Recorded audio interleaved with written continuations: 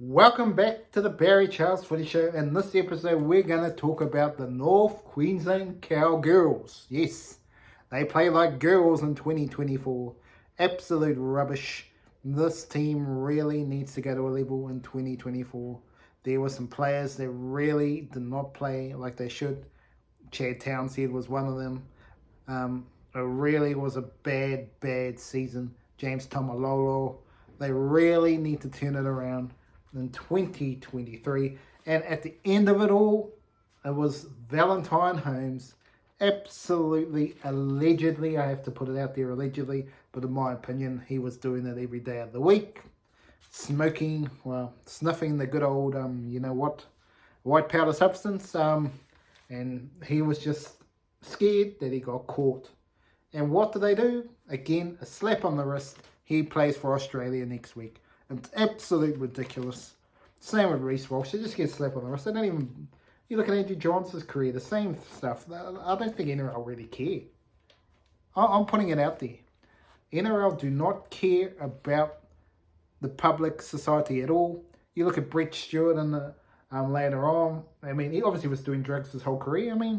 And we never heard anything wrong with Brett Stewart in terms of doing that stuff. It's absolutely ridiculous that this stuff does not get talked about more in the media. And I think that the RPLA, if they want to be serious about this, they should make the players have to drug test all year round. And it should be anyway. I don't understand how in the off-season they're allowed to do anything they want. If it's illegal, they can't do it. Simple as that. And there's going to be people out there listening to me going, well, come on, mate. You probably do it yourself if you're into that rubbish. But to me, it's just absolutely rubbish. Shouldn't be in the game at all. I think you should get a whole year ban if you're doing any of this rubbish. Absolutely, in my opinion. But let's get to the Cowboys review of the season, because apart from there was a few real bad players this season for your Cowboys fans, but there was some positives. Okay, so the completion rate was good enough to win the comp at 79%. And their points for and their points against were the same as Manly with 22. So they averaged 22 points, both in attack and defence. Reece Robson, outstanding, 956 games. Getting a State of Origin debut. That's very good for Reece Robson. Whether he gets another shot next year, it's going to be interesting to see how that goes. Valentine Holmes, the top point scorer at 170, and top try scorer at only 13 was Kyle Felt. So obviously there wasn't much tries being scored at times for this team. The best player, Scott Drinkwater, I have to agree. They missed him early on in the season when they were losing those games, when he got that suspension. But yeah, to me, Scott Drinkwater, he's another player they start to rely on. It seems to be fullback is a very reliant position in this day and age, but he was outstanding. And in the Rookie of the Year,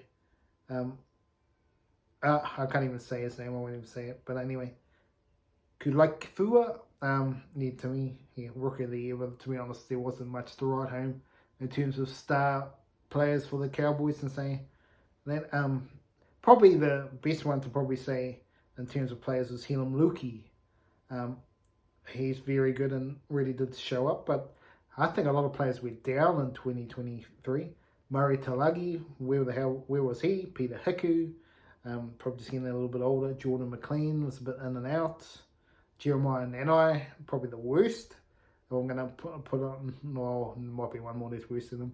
Taumololo was down on his best, and Townsend, the director of the ship, went missing for about 2 months of football. He turned it around mid-season when they got on a little bit of a run. But yeah, to me, Chad Townsend, maybe he is starting to get over the hill. And maybe he's too focused on his media career and then focusing on what he needs to be doing. And that's the same with some other players that are joining in on his media career. Is that the thing is Drake Granville getting too old, Reece Robson, and Tom Denham were a little bit of shining lights in this team, and with Scott Drinkwater. But obviously, what about the quote of the year from Phil Gould, that this is the only team that can beat Penrith?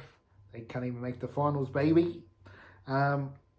But yeah, interesting to say their worst game and their best game was against the best team. Well, I wouldn't say their best game, but losing 66-18 to the Tigers.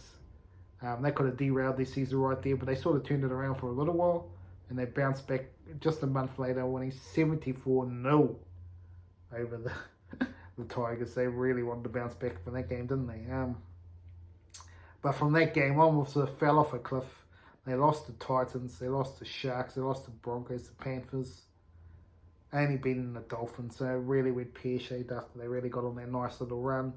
They beat the Tigers and then maybe false sense of security, and it went back to the old start of the season woes, and it was all over. James Taumololo didn't play much games this season. This final year it was salute you, goodbye to the game. Luciano Leilua was out for a while with his domestic violence issues. Obviously Valentine Holmes at the end after the season debacle. But let's put another positive. Reuben Cotter, outstanding. Absolutely outstanding season. Played well in Origin again. Very, very good. Reuben Cotter is now the consistent player. It used to be Jason Taumololo, but now Reuben Cotter is the consistent player. Very, very good season from him. But where did it all go wrong for the Cowboys? Well, it started off with Drinkwater. That didn't help with him being out. That wasn't good. But Chad Townsend was down on his luck. Really, Jeremiah Nanai was injured and he didn't really play that well. Jason Taumololo was down on his best. I think a lot of players were down on their best. Valentine Holmes was very good at the start of the season. He was very good probably the first half of the season, but then he fell off a cliff again. And obviously he's got some off-field issues he's got to work on. But yes, to me it was an interesting season. But yeah, to me that was absolutely obviously Reuben Cotter was the best. Reuben Cotter up there with Scott Drinkwater, very much up there with their better players. Helium Luke, when he did play, he was very good. But obviously Jeremiah Nanai went downwards. Jason Taumololo, I don't know what's happening there. They need to find some way to get the best out of him. Murray Tuolagi, he's struggling. Townsend went real downhill. He's going to have to bounce back up. Tom Dearden probably hasn't bounced to another elite level. He's playing better, but he's not quite gone to that elite level that you'd want if you're a Cowboys fan. It's a bit of a up and down season really from the Cowboys.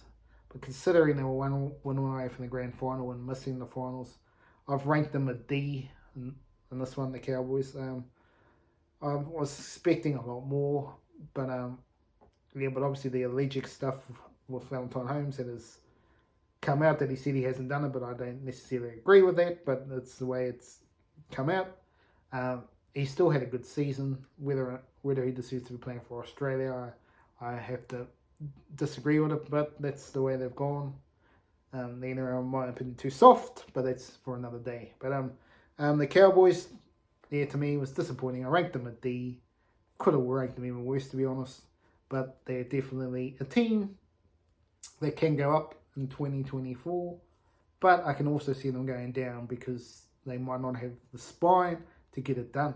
That's the question mark on the Cowboys going forward. And we'll talk about it in the season preview next year. But anyway, thanks for joining me here at the Barry Charles Footy Show. Remember to like and subscribe to the channel. And have a great and awesome day out there.